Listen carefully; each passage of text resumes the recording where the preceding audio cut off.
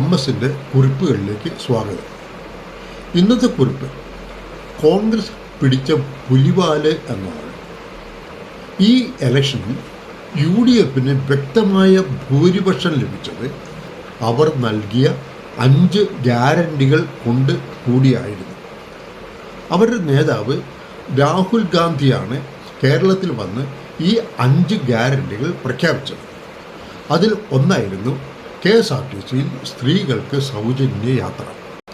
ഇടതുപക്ഷം നടപ്പിലാക്കിയ സ്ത്രീ സുരക്ഷാ പദ്ധതിയേക്കാൾ സ്ത്രീകൾക്ക് നന്നായി തോന്നിയത് ഈ സൗജന്യ യാത്ര ആയിരുന്നു.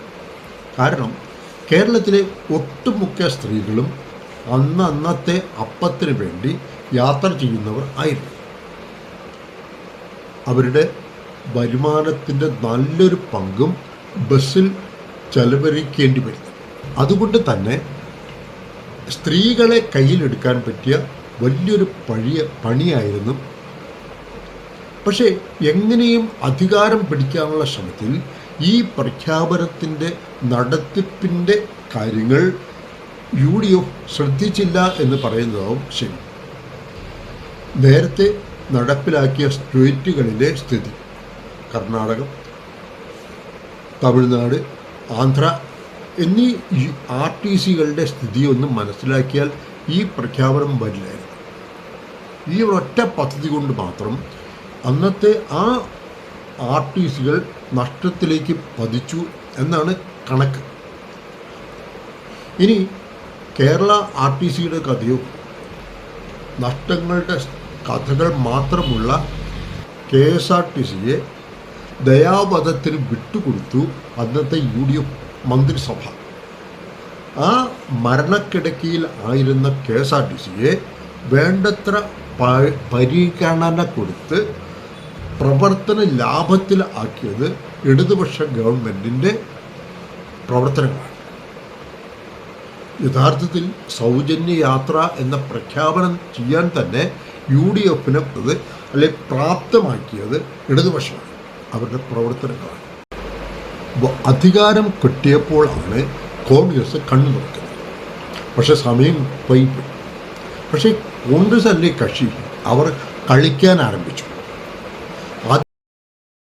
ഗവൺമെന്റ് ഏകപക്ഷീയമായി വനിതകൾക്ക് സൗജന്യം ഏർപ്പെടുത്താനുള്ള നടപടി നമ്മുടെ നാട്ടിലെ പൊതുഗതാഗത സംവിധാനം തകർന്ന് തരിപ്പണമാവാനുള്ള ഒരു സാഹചര്യത്തിലേക്കാണ് കാര്യങ്ങൾ എത്തുക. ഒരു സുപ്രഭാതത്തില് ഈ വ്യവസായം ഇല്ലാതാവും തരത്തിലേക്ക് നിയമത്തിലേക്ക് പോകുമ്പോൾ അത് ഞങ്ങളെ സാരമായി. പിന്നെയാണ് സാക്ഷാൽ AK ആന്റണിയുടെ വരവ്.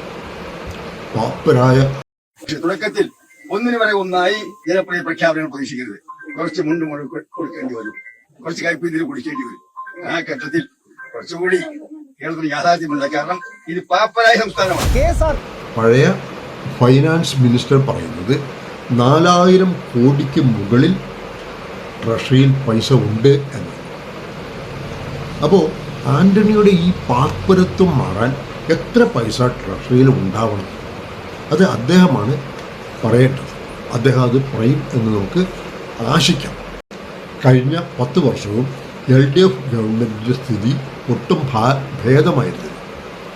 എന്നിട്ടും വികസനവും ക്ഷേമവും നടത്താൻ പണമില്ലെന്ന് ഒരിക്കലും അവർ പറഞ്ഞുമില്ല. കേന്ദ്രം ക്രൂരമായ പണം വെട്ടിക്കുറവുകൾ നടത്തുമ്പോഴും അവർ വികസനവും ക്ഷേമകാര്യങ്ങളും നടത്തും. കേരളം ഇതുവരെ കാണാത്ത വികസനമാണ് കഴിഞ്ഞ 10 വർഷങ്ങളായിട്ട് നടന്നത്. കേരളം ഇതുവരെ കാണാത്ത ക്ഷേമ പ്രവർത്തനങ്ങളാണ് കഴിഞ്ഞ 10 വർഷവും നടത്തിയത്. ആദ്യമായി കേരളത്തിൻ്റെ പൊതുകടത്തിൽ കുറവ് വരുത്തി.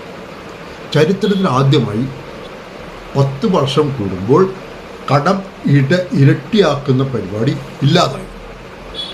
ആ ഗവൺമെൻറ്റിനെയാണ് നുണയും നുണ്ണാച്ചിയും പറഞ്ഞ് സകല മത തീവ്രവാദികളെയും കൂട്ടുപിടിച്ച് ഇല്ലാത്ത കാര്യങ്ങൾ നടത്തിത്തരാമെന്നും പറഞ്ഞ് താഴെ ഇറക്കിയിട്ട് ഇപ്പോൾ കോൺഗ്രസ് കരയുന്നത്.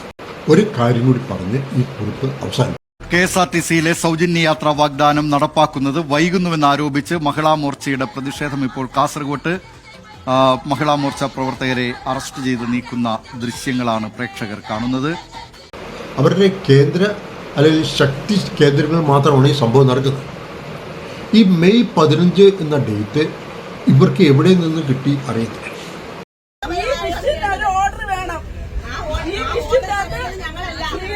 ടിക്കറ്റ് വേണം. ഈ കൊല്ലത്ത് ടിക്കറ്റ് എടുത്തിരിക്കുന്നവരുണ്ട് ഇതിന്റെ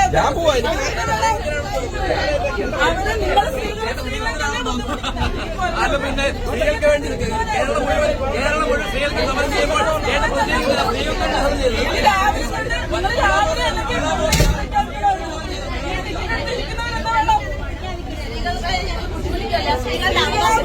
ആദ്യമായി കോൺഗ്രസ് കനിഞ്ഞ് 3 സീറ്റുകളിലാണ് BJPയെ വിജയിപ്പിച്ചത്. അത് 30 സീറ്റാക്കാനാണ് BJPയുടെ കളി. അപ്പോൾ വരുന്ന കാലം UDFനും കേരളത്തിനും കേരള ജനതയ്ക്കും നല്ല കാലമല്ല. കോൺഗ്രസിലെ ഏതാനും പേർക്ക് ഭരണത്തിൽ കയറാൻ വേണ്ടി നടത്തിയ കളികളുടെ റിസൾട്ട് ആണ് ഇത് കാണുന്നത്. തീർന്നില്ല. BJPയുടെ കളിക്ക് ബദലായി ന്യൂനപക്ഷങ്ങൾ കോപ്പ് കുട്ടിക്കൊണ്ടിരിക്കുക.